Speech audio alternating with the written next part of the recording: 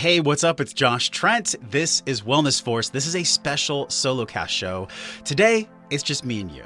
I'm going to talk with you about things that we are both dealing with in life, and they really relate to us climbing our own mountain.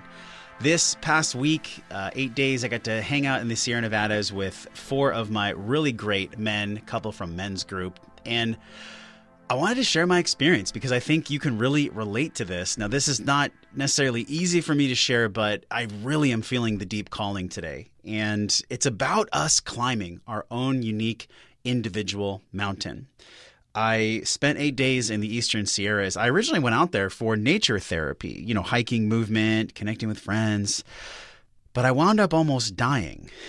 And at the time, even though it felt like dying, which I'll talk about here, but it really allowed me to feel this gift of the polarizing contrast that all of us are going to die one day. And that's the ultimate truth. We're all going to wherever it is we go, that outer realm, that other dimension, that other place when we leave this existence in our meat suits. And that's what I felt at 12,000 feet. This was actually the second time this year I was gifted with a near-death experience. First time was from some of the podcasts that I recorded, I shared from Rhythmia. But this time it happened on the Mount Whitney trail.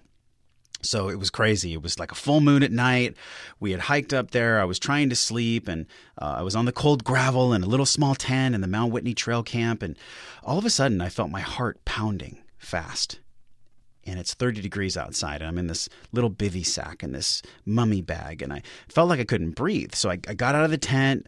I tried to calm myself down after like 45 minutes of walking around, sucking oxygen from a canister from my friend Sean, and just really trying to calm my nervous system, telling myself positive affirmations. I finally got to accept really what was happening. The truth was I had acute mountain sickness. So I made the call. At the middle of the night at 12:30, 1 o'clock, I turned to my friend and I said, it's time to go. And this is where most of us really struggle. It's making the choice when our life is on the line, eating like our life depends on it, working out like our life depends on it. Or in my case, making the decision at 12,000 feet with altitude sickness like my life depended on it. And I gave myself permission to just choose to say, you know what? I am going to take care of myself in this moment. I am not going to try to summit this mountain. I am not going to try to have some kind of like pin strapped on my shoulder that I made it to the top. I get to give myself permission to go down. So my friend and I put on headlamps. I was hallucinating. I walked down the mountain so I wouldn't die. So I recovered and I slept. And now I get to talk to you thanks to my decision to listen to my body.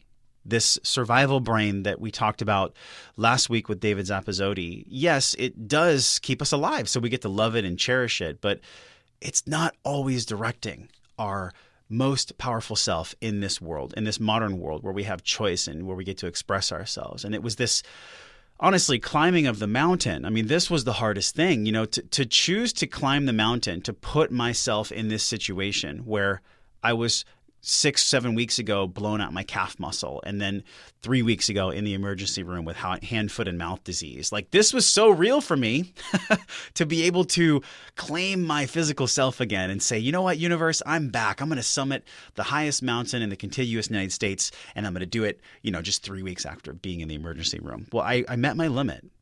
And I believe that the universe is giving myself, and it's giving all of us signs, guideposts from God or higher power, however you want to describe it. We're always getting guideposts as to what's going to be the choice that we can make from a place of love and trust in ourselves and honoring ourselves.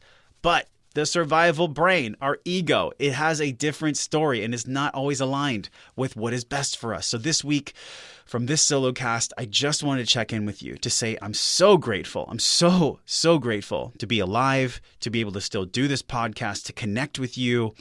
And I want to give you a space here to breathe with me.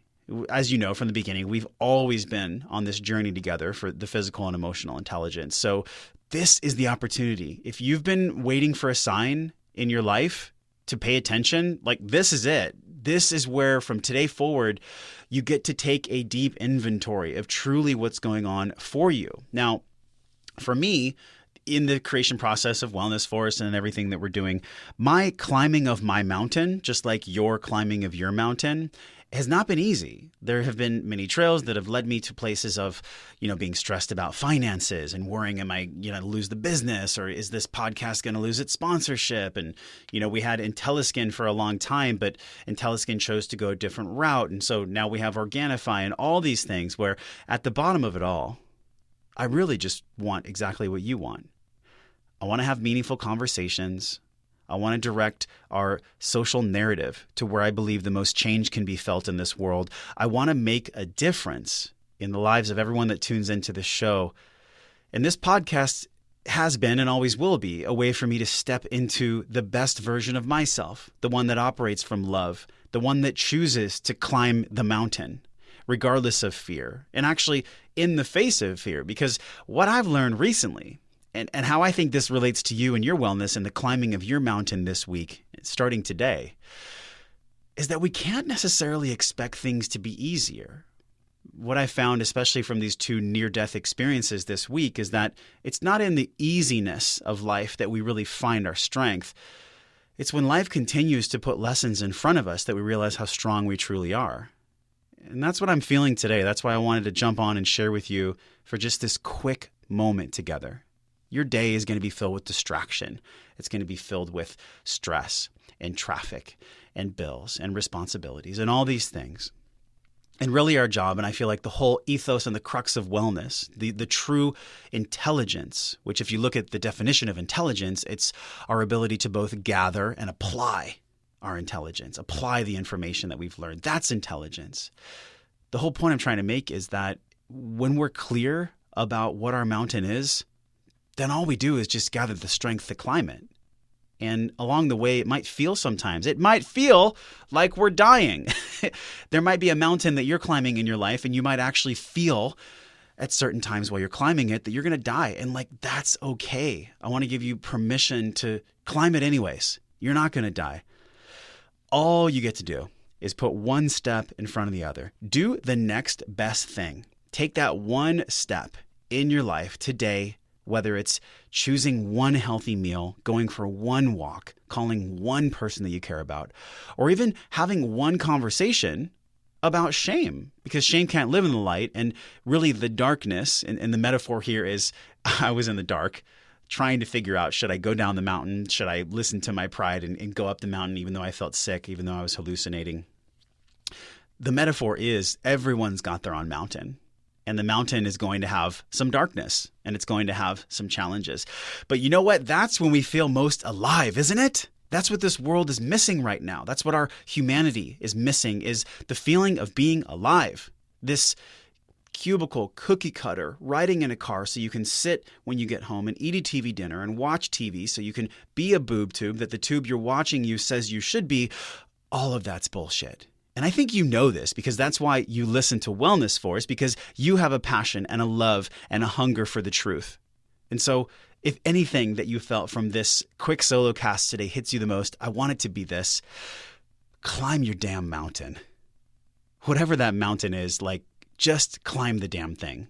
Doesn't matter if it's being a great mom or a great dad or a great pillar in your community or launching your own podcast or taking lessons that you get from a book and then being a powerful human in a day. Just today, promise yourself that you will take the breath, even in the face of fear, and climb your damn mountain. So if anything, do this one thing today. Write me, Josh at Wellness Force, on social, Wellness Force everywhere. Let me know what your mountain was. Did you climb your mountain today? Did you choose to climb your mountain? And share it with our community. We're going to be having more of these rich conversations, more of these weekly unplugged. This is no edits. I'm not doing anything. I'm just coming straight at you in the moment with what I'm feeling and trusting that I know what I'm feeling and the universal struggles that I'm experiencing, the same ones you are too. Because we're just human beings walking this wellness journey together. So I'll see you soon, and I'm wishing you love and wellness.